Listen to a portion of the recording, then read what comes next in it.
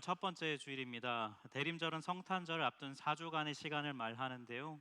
사람으로 오신 예수님의 탄생을 기뻐하는 그 성탄절을 기다리면서 이미 오신 예수님께 감사하고 또 언젠가 다시 이 땅에 오실 그 예수님을 기대하고 소망하는 절기가 바로 이 대림절입니다. 대림절 절기로 인해서 오늘 설교 본문은 우리 누가복음이 아니라 요한일서 본문으로 함께 말씀을 드리려고 하고요. 예배 중에 오늘 세례식과 성찬식도 있습니다. 예배를 드리면서 하나님의 아들이신 예수께서 사람이 되셨다고 하는 이 소식, 의미를 알고 감사하고 찬양하는 예배가 되기를 바랍니다. 오늘 1절 말씀에 보시면 태초부터 있는 생명의 말씀에 관하여는 우리가 들은 바요 눈으로 본 바요 자세히 보고 우리 손으로 만진 바라 이렇게 말해요. 여기서 생명의 말씀이라고 하는 이 단어가 갖는 뜻이 무엇일까요? 2절 말씀을 보면 그 뜻이 나와 있는데요. 2절의 말미에 보니까 이 생명은 아버지와 함께 계시다가 우리에게 나타내신 바 된 이라고 말해요. 바로 성부 하나님의 아들이신 성자 예수님을 뜻하지요. 이 생명의 말씀이 언제부터 있었냐? 아까 1절에 보니까 이 생명의 말씀은 태초부터 있었다고 말합니다. 태초는 시간이 창조되기 이전의 상태를 말해요. 시간이 창조되기 이전의 상태, 이 태초를 가리켜서 우리는 자주 쓰는 말로 영원이라는 단어로 표현을 합니다. 영원이라는 이 상태는 시간 제한이 없는, 타임 리밋이 없는 상태를 의미합니다. 시간을 잴 수 없어요. 그런데 이 요한일서의 성경을 쓴 사람은 영원에 계신 이 예수를 자기가 직접 눈으로 보고 손으로 만졌고 그 얘기를 들었다는 거예요.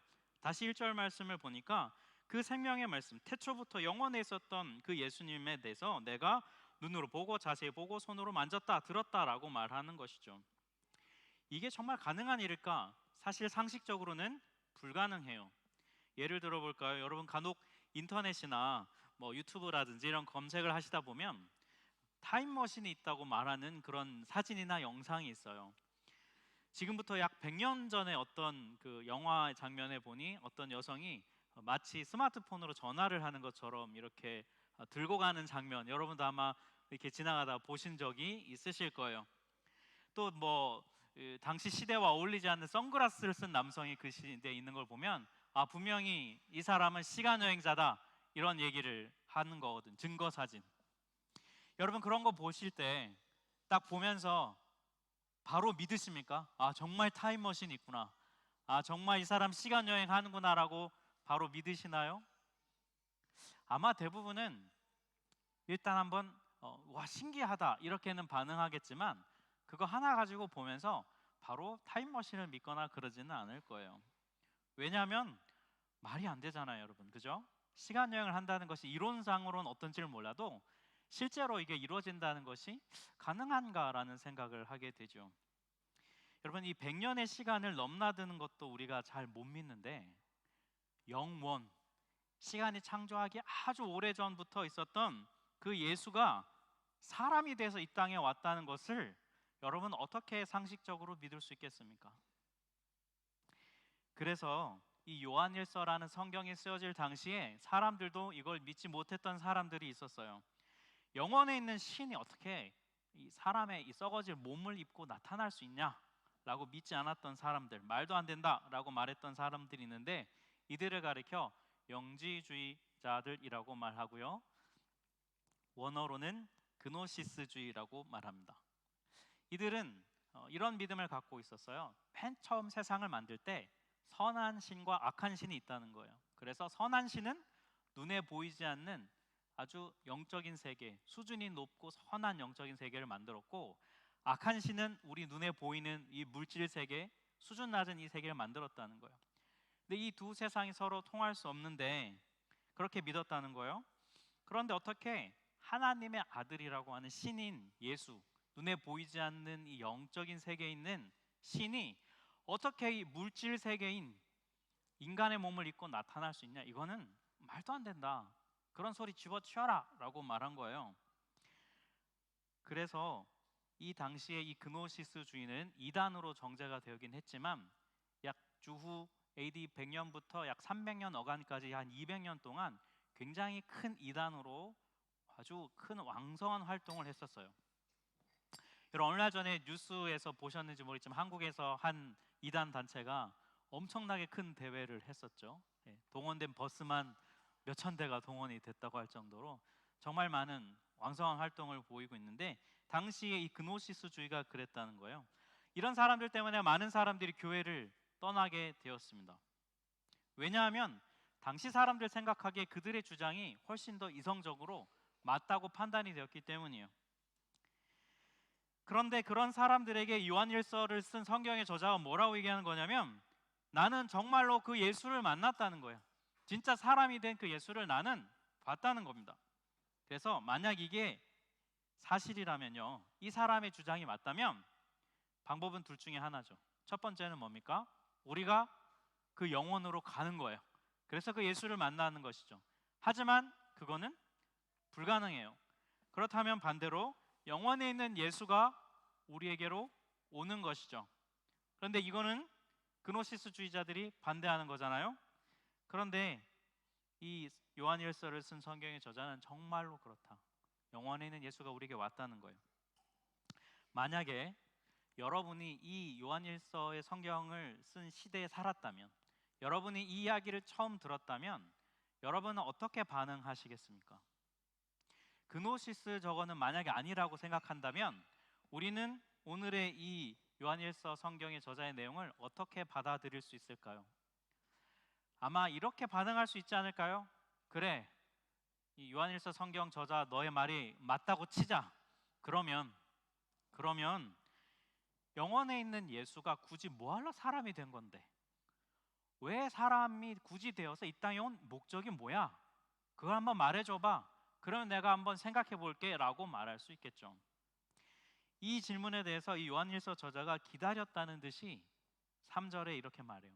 3절에 공동 번역본을 보면요, 좀 더 쉽게 설명이 되어 있는데요, 제가 한번 읽어드릴게요. 우리가 보고 들은 그것을 여러분에게 선포하는 목적은, 내가 이걸 말하는 이유가 뭐냐면 우리가 아버지 성부 하나님과 그분의 아들 예수 그리스도와 사귀는 친교, 이거를 여러분들도 함께 했으면 좋겠어서 이 얘기를 하는 겁니다 라고 말해주는 거예요. 내가 지금 하나님의 아들 예수가 왜 사람이 되었는지를 말해줄 텐데 이 말을 내가 너희들한테 해주고 싶은 이유가 있어. 그게 뭐냐면 내가 지금 그 예수님과 누렸던 친교를 너희들하고 같이 누렸으면 좋겠어서 이 말을 해주는 거야 라고 얘기하는 거예요. 여러분 여기서 친교, 그리고 개역 성경에서는요 사귐이라고 번역이 되어 있는데 이 단어는 헬라어로 코이노니아라는 단어입니다. 코이노니아는 흔히 교제나 친교로 번역돼요. 그래서 여러분 흔히 생각하시면 함께 대화하고 함께 음식 나누고 이런 거를 가리켜 코이노니아라고 생각할 수 있어요. 그런데 코이노니아는 그것보다 훨씬 좀 큰 개념이에요. 코이노니아가 무슨 뜻이냐면 무언가에 함께 동참한다 할 때 코이노니아를 씁니다. 예를 들면 먹는 일에 함께 동참한다면 그것도 코이노니아가 될 수 있고요. 내가 누군가를 돕는데 같이 돕는다면 그것도 코이노니아고요.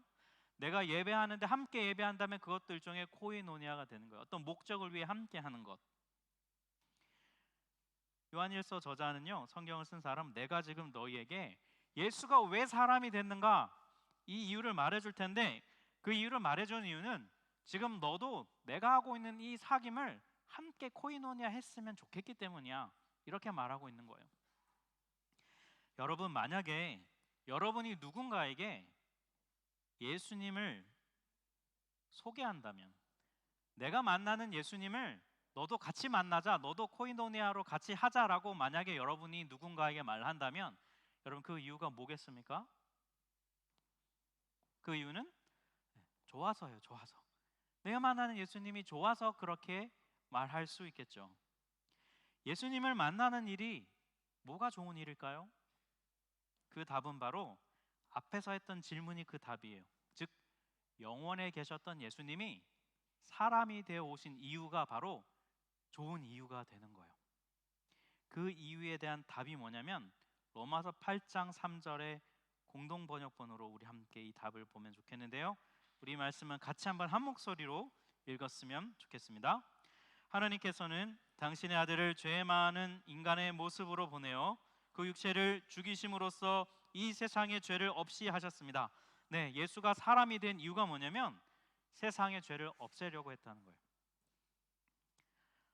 우리가 믿는 하나님은 죄를 심판하시는 분입니다. 우리는 하나님의 용서에 대해서 많이 이야기하지만 성경에 나오는 하나님은요, 그 죄를 절대로 그냥 용서하시는 분은 아니에요. 왜냐하면 하나님은 정의로운 분이시기 때문입니다. 하나님은 죄를 심판하세요. 그런데 동시에 또한 우리를 사랑하세요. 심판의 하나님과 사랑의 하나님, 여러분 어느 쪽이 더 셀까요?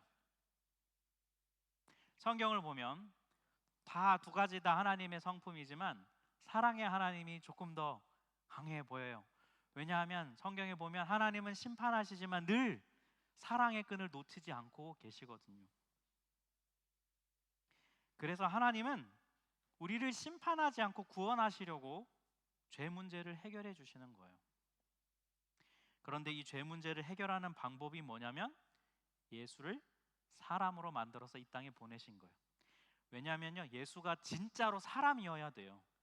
예수가 정말로 사람이어야만 바로 우리들의 대표자가 될 수 있습니다. 그래서 우리들의 대표자로서 하나님께 우리 대신해서 심판을 받으시는 거예요. 그래야 우리가 용서받을 수 있기 때문이죠. 한쪽 무리가 잘못했는데 혼나야 되는데 전부 다 맞을래? 한 명이 대표로 맞을래? 그래서 한 명이 대표로 맞으면 전부 다 맞은 걸로 그 좀 뭐라고 설교에서 이런 표현이 그렇지만 퉁친다고 한다면요, 여러분, 예수님이 지금 그렇게 해주신 거예요. 우리를 대표해서 대신 모든 짐을 다 짊어지고, 그게 예수님이 사람이 되신 이유입니다.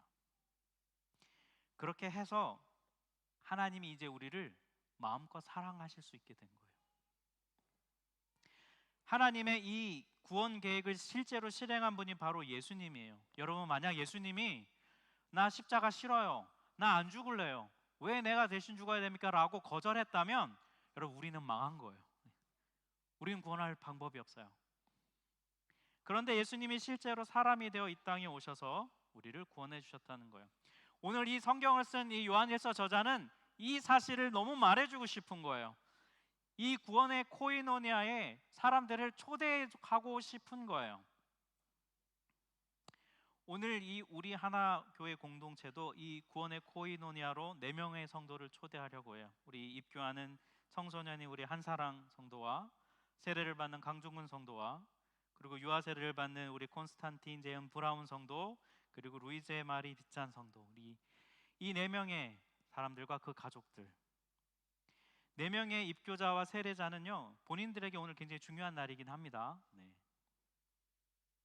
하지만 저는 그 이전에 이 자리에 지금 함께하고 계신 여러분, 성도님 여러분에게, 우리 하나교회 여러분 회중에게 저는 묻고 싶어요. 오늘 우리에게 이 요한일서를 쓴 이 사람의 마음이 있습니까? 내가 예수님과 함께 해보니까 좋은데 이제 너희도 이 구원의 코이노니아에 함께 하지 않을래? 라고 하는 기쁨의 초대의 마음, 이 요한일서 성경을 쓴 저자의 마음이 우리에게도 있습니까?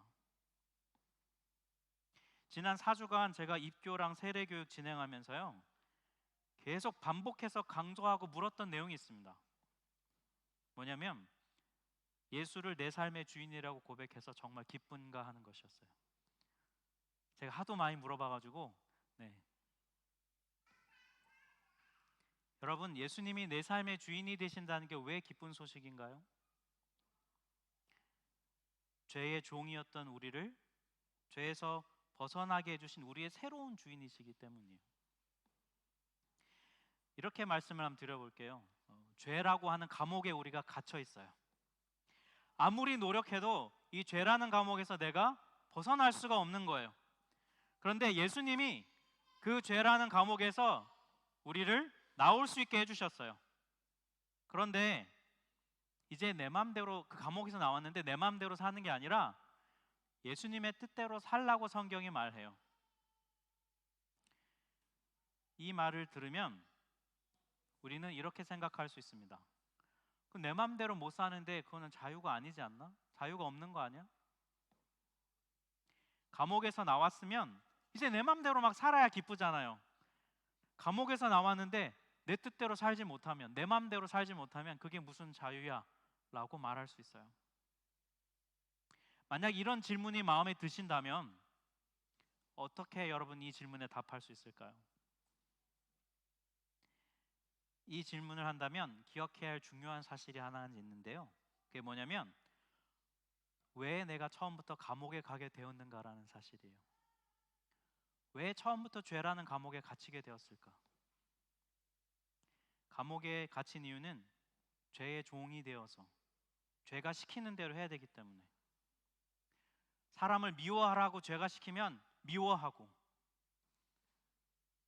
사람을 때리라고 하면 때리고, 너의 욕심, 너 중심적으로 이기적으로 살아라라고 우리 안에 죄가 시키면 그대로 다 따라하는 그런 죄의 종으로 우리가 살고 있잖아요. 여기서 벗어나게 예수님이 해 주셨는데 우리는 자기가 죄의 종이라고 생각하지 않아요. 죄를 나의 주인이라고 생각하지 않고 살고 있다는 거예요. 내가 주인이라고 착각하면서 살고 있습니다. 그게 바로 사탄이 우리에게 주는 거짓말에 속고 사는 것이죠. 그래서 자기가 자유인인데 어쩌다 감옥에 갔는데 예수님이 풀려나게 해주셨으니 다시 난 내 맘대로 살겠다고 하는 것은 뭐냐면 다시 감옥에 들어가겠다는 것입니다. 예수님을 주인으로 모신 삶을 자유라고 말하는 이유가 뭐냐면 예수님의 말씀을 따라 살면 다시 감옥에 가지 않을 수 있기 때문이에요. 다시 죄라는 감옥에 갇힐 수 있지 않는 유일한 방법은 예수님의 뜻대로 사는 거예요. 아직도 이것을 인정하지 못하고 아직도 이것이 기쁜 소식이 아니라고 생각되신다면 여러분 복음에 대해서 다시 배우셔야 합니다. 아직도 자기가 죄의 종이라는 것을 인정하지 않는 것이죠. 욕심과 탐욕과 미움과 자기중심성의 노예가 되어 살면서도 자기 뜻대로 살고 있다고 착각하고 있어요. 예수님은 그 삶에서 우리를 건져주시는 거예요. 그래서 여러분 다시 묻습니다. 여러분 정말 기쁘십니까? 예수님이 주인 되어주셔서 여러분 정말 기쁘신가요? 오늘 요한일서 저자는 정말 기뻤어요. 4절 말씀을 보니까 우리가 이것을 쓰면, 내가 너희한테 이걸 말하는 것은 이 기쁨이 충만하다는 것입니다.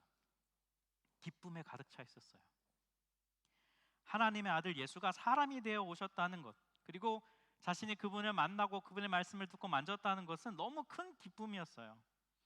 사랑하는 성도 여러분, 대림절 첫 주일에 우리가 이 기쁨을 회복하길 원합니다. 나를 죄라는 감옥에서 벗어나게 해주셔서 새로운 삶을 살게 해주신 그 예수로 인해서 우리가 기뻐하기를 원해요. 이게 바로 오늘 입교하는 그리고 세례받는 이 사람들을 우리가 진심으로 축복할 수 있는 이유입니다. 내가 경험한 이 기쁨을 너도 경험했으면 좋겠다. 내가 이렇게 누리는 이 자유함을 너도 맛봤으면 좋겠다는 그 마음이 오늘 우리가 이들을 축복하는 마음이어야 해요. 구원의 코이노니아로 초대하는 마음. 사랑하는 우리 하나교회 성도 여러분, 이 대림절 첫 주일에 죄로 인해서 마땅히 죽어야 할 우리를 위해 예수께서 사람이 되어 오신 것을 기억하고 감사하는 이 날, 여러분 이 사실을 기억하고 함께 감사했으면 좋겠습니다. 이 기쁨을 회복하시기를 바랍니다. 그리고 오늘 세례하고 입교하는 이 귀한 4명의 지체들을 정말 이 마음을 담아 축복하며 함께 구원의 코이노니아로 나가는 오늘 예배가 되시기를, 이날이 되기를 주의 이름으로 축복합니다.